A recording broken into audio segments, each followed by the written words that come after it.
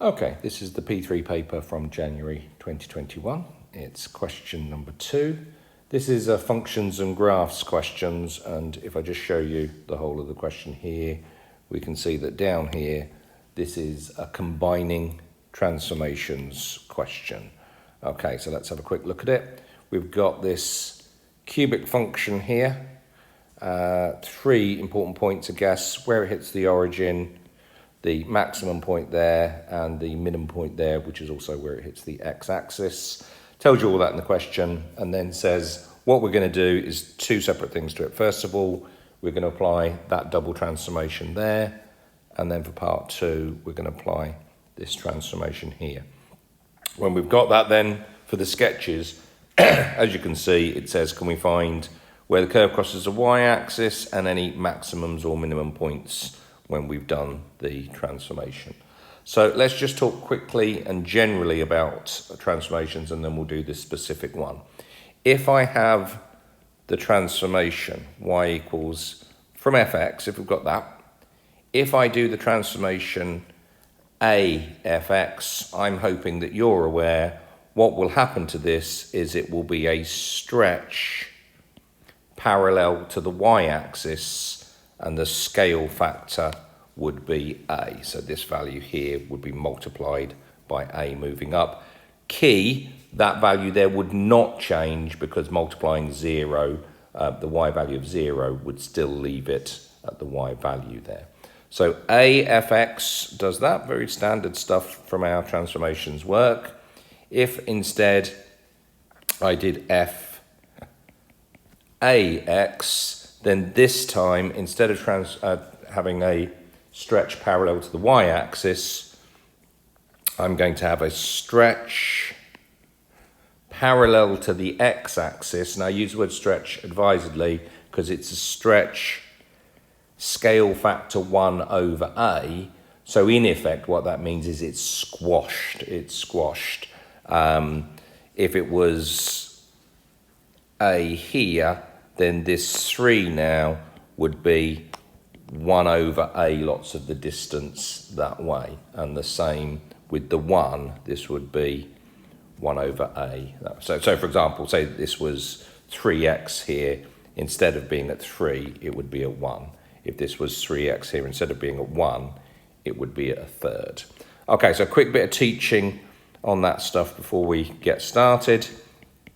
Let's actually do the first one, and then we'll look at the second one afterwards. So we've got, just make it a little bit smaller so you can see it, we've got this cubic, and what I'm going to do with it is I'm going to do 2x, and then I'm going to do 3 lots of the function. So here, if I was explaining this to the examiner, and I've explained it to you guys, but really I should show some of my working out for the examiner, I would say for part 1, y equals f 2x, that's a stretch, scale factor 1/2, parallel to the x-axis. I don't need to write this down. This is just, for me, when I was doing this under the exam conditions, this would be part of making sure that I don't make any mistakes with that.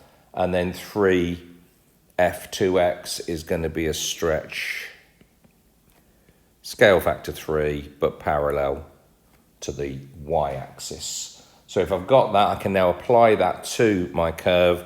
What I've done is to just put the original thing on here. Now I've got the benefit of being able to have an iPad, so I can delete and do bits and pieces like this. This is just explanation. You just need the final answer that I'm going to have here. Okay, so if we're starting off with these values as being, let's just put them on, 1, 2, and 3, 0. So this is 1, 2, this is 3, 0, and we can see that it's hitting at the origin here. If, first of all, and y is going to be 3 lots of f 2x here. If, first of all, then, I focus on the 2x part, what's going to happen is this value here, instead of being 1, 2, is now going to be that value there at 1/2 2. Really important that you understand it's going to be the same height there. You've got to try and, when you're doing your sketch, make sure that if we had a comparison, that we had them at the same height. And the 3 naught is now going to be half the value as well. So that's going to be 1.5 naught.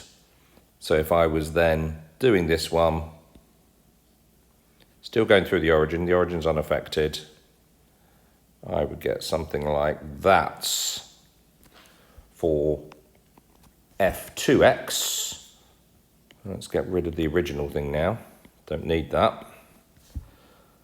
So that's f2x. If I'm now going to multiply everything by 3 here, this value, which is half 2, when I multiply it by 3 in that direction, is now going to become up here at, say, a half 6. Key, this value there does not move, okay? So now when I'm doing this one, I'm now going to get this graph coming up here, coming up to that point, still comes down to the same point there, and goes up again. And again, now we can get rid of those bits. Those bits are not important anymore. This is, this is my final answer now, but it just looks a bit messy. So I don't need to do it to scale or anything like that. Now that I see that's my answer, what I would actually now do is say, right, let's put all that information on. Go back to the purple pen and say, okay, so this is my new graph now. And as long as I make it clear that this is the point a half 6, as long as I make it clear that this is still the origin, and as long as I make it clear that that's the point 1.50 there, then that's good enough to have as my final answer. That's what I'm going to have now written down. All the other stuff was just explanation for you guys. I'm not even going to explain that to the examiner here. I've explained it to the examiner with that bit there.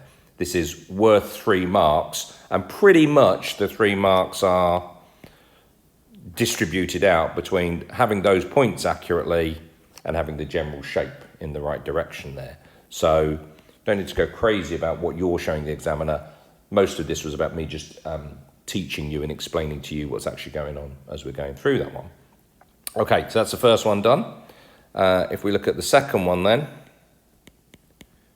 what does the second one now say? So the second one said, I'll write it down here, but said y equals f minus x minus 1. So 2 other transformations that we're going to be going ahead and doing here. So y equals f minus x. What does that do? This is all knowledge that you should have. This is a reflection in the y-axis. Okay, basically we're taking the negative of the value that we're putting in. So what's going to happen is that all the values that are negative on this side would be reflected there, and all these values that were for the positive x here are just going to do the same thing, but for the negative x there. Okay, so more important, you just remember it's a reflection in the y-axis, and then the second part, once I've got that, the minus 1, that's nice and simple, isn't it? That's just a translation of 1 unit down. You can say 1 unit down, or you can just say 0 minus 1 here. So what's going to happen with that then is that I would, for this graph first of all, trying to be relatively accurate here, is it's a reflection there. It's going to go up to that point, come back down, and that's awful. So let's try that bit again. That's not neat enough. Actually good for you to see that I struggle with these as well when we're doing it. So it's going to go up to that maximum point, then come back down,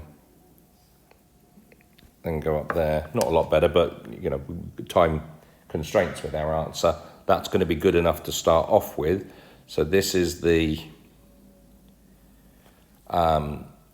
f minus x, and then what's going to happen is that this whole graph, let's just put some more information on here.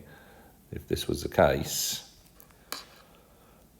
that this value would be, let's go back to the original one, was 1, 2, and 3 naught. So this is now going to be minus 3 naught, and this is going to be minus 1, 2. Make it clear, this is only f of minus x so far. This is still at 0, 0. And then if I do minus 1 here, what I'm going to be doing is dropping this 1 unit down. So if I now drop this 1 unit down, it's just going to move down 1 unit. So now what's happening to those values? Well, instead of being minus 1, 2, it's now going to be minus 1, 1. Instead of being minus 3, naught, it's now going to be minus 3, minus 1. And instead of being naught, naught, it's now going to be naught, minus 1. Now, absolutely in real time, as I've done that now, that's all my working out. I now want to end up with a nice, neat graph that looks like that. So what I'll go back now and do is to actually just put all that information in. Let's just make it all in one color. Oops. And so now I already know what this is going to look like, so I can now make this look relatively neat as I'm going through and doing it in the right color and say, yeah, so this thing came down, came back up here, make sure it comes down and hits that this value is 0, minus 1. This value is minus 1, 1. And this value is minus 3, minus 1 here. In other questions, it might have been important for us to know what those 3 points are, but no, in this particular question, this is why it's always worth you looking at the individual questions here. They just want maximums and minimums, which we've got, and points where it crosses the y-axis, not where it crosses any axis, where it crosses the y-axis, because that then is easy for us to have facilitated already. So y and x on there. That would be good enough as my final answer. So my final answer looks very different to my working out, but hopefully the fact that you've got the video there means that all of that makes sense.